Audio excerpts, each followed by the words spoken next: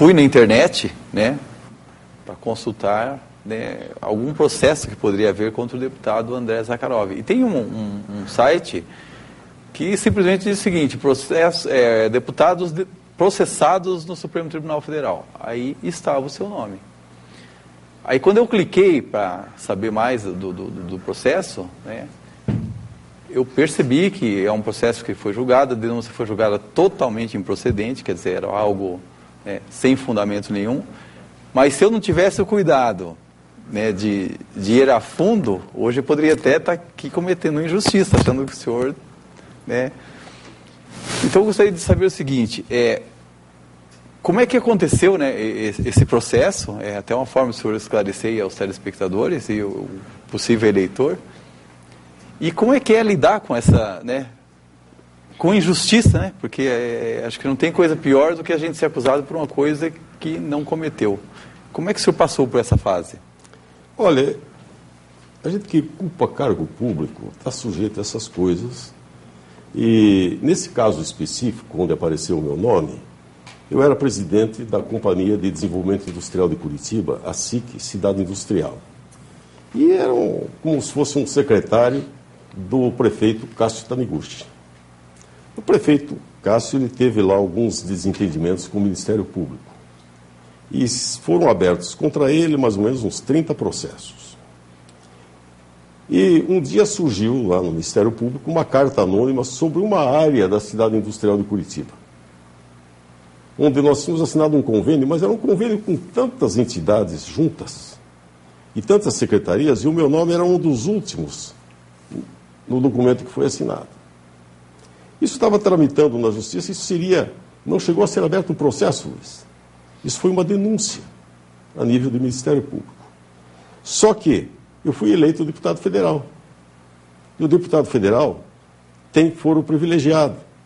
Então, essa matéria onde eu não aparecia não era contra mim, era contra o prefeito, contra a municipalidade. E isso, então, foi levado ao Supremo Tribunal Federal. E aí o nome do André Zakharov apareceu em primeiro lugar porque era deputado federal. Tramitou ali e foi arquivado porque ele era inconsistente, não havia prova nenhuma. E os meus advogados provaram que eu não tinha culpa nenhuma naquilo, mas o meu nome foi exposto, inclusive usado de uma forma maldosa. E eu sei que já estão, inclusive, requentando isto, não é? Alguns adversários políticos, claro que nesta época não encontram mais nada, não é? Agora, para quem quiser, eu ofereço as certidões negativas do Supremo Tribunal Federal, de todos os tribunais, da Câmara Federal. Eu tenho uma ficha limpa e sou partidário desta ficha limpa, tenho uma consciência tranquila, nunca pratiquei nada, ocupei cargos públicos de tantas naturezas. Um dia o Lei Braga me chamou para ser o superintendente de compras da Itaipu e disse: olha, pastor, eu vou pôr isso aqui na tua mão porque eu tenho confiança em você. E até agora a família Braga vota em mim, nunca expus o governador em nada, movimentando aí milhões e milhões de reais, mas há um perigo muito sério. Sai uma notícia, essa notícia tem uma repercussão, envolve a honra de pessoas, como no meu caso, que não deviam nada e não devo nada. Tanto que foi arquivado. Mas hoje quem está retransmitindo isso, dizendo que há uma improbidade administrativa, sem causa nenhuma. Para quê? Para denegrir alguém que pode estar prejudicando um outro que tem interesse em se eleger e que talvez tenha uma ficha suja, mas quer jogar culpa em alguém. Então, eu queria só alertar os telespectadores quanto a isso. Foi aprovada agora uma lei. Eu acho que isso aqui é uma coisa muito boa. Nós temos que fazer um saneamento na política. Eu entrei na política, não preciso de emprego de deputado. Graças a Deus eu tenho uma vida estabilizada. Fui professor durante 30 anos, trabalhei a vida toda. A minha esposa também. Nós temos uma vida simples, mas uma vida honrada. Não tenho dívidas. Dou do meu tempo, dou do meu trabalho para uma instituição filantrópica já há mais de 25 anos e me sinto em condições de defender uma série de princípios que os brasileiros todos têm que ter sua liberdade de trabalhar, de ter educação, saúde, de viver uma vida honesta, sem corrupção, mas nós devemos de fazer uma limpeza na área política. Então, por isso, eu agradeço essa pergunta que você fez, porque me deu a oportunidade de esclarecer. E se alguém tiver alguma dúvida, olha, eu estou à disposição. Eu não devo nada, não tenho nenhum processo, e que Deus nos abençoe e nos julgue e esteja, acima de tudo, né, a sociedade. E vocês apoiem pessoas que têm ficha limpa, pessoas que possam mostrar e provar aquilo que têm feito. E não se envergonham de nada do que fizeram no passado.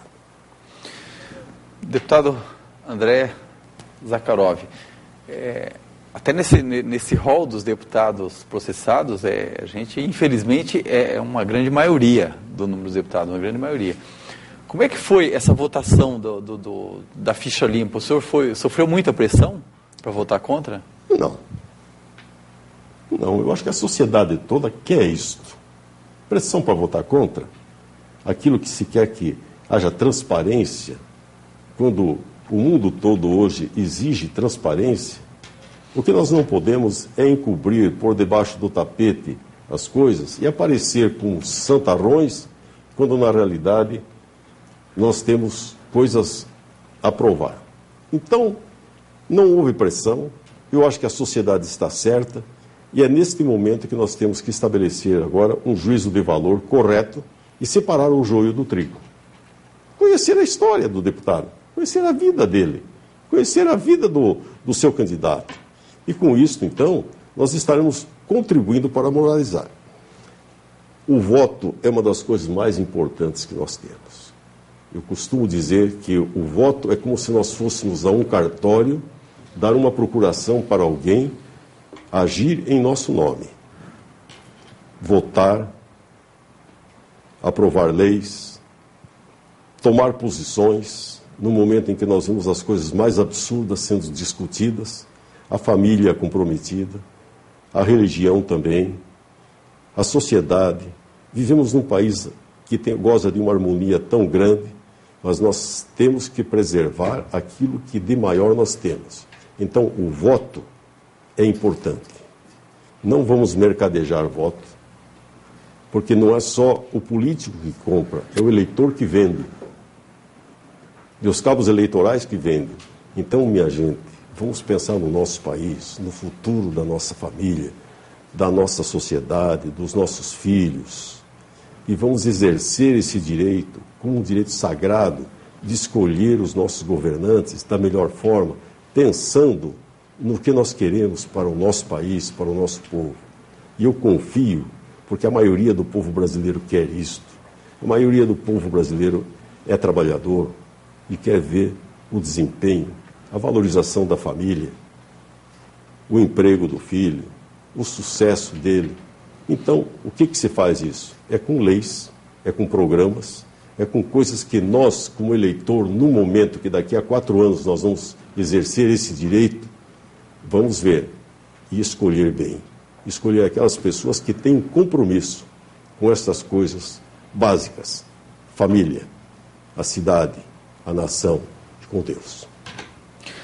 Deputado André Zakharov, o senhor foi professor durante 30 anos e hoje deputado federal.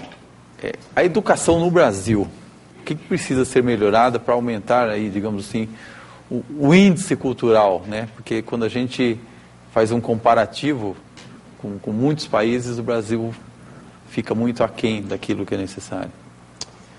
A educação, eu acho que nós temos que raciocinar o seguinte: formar para quê? Formar para o mercado, formar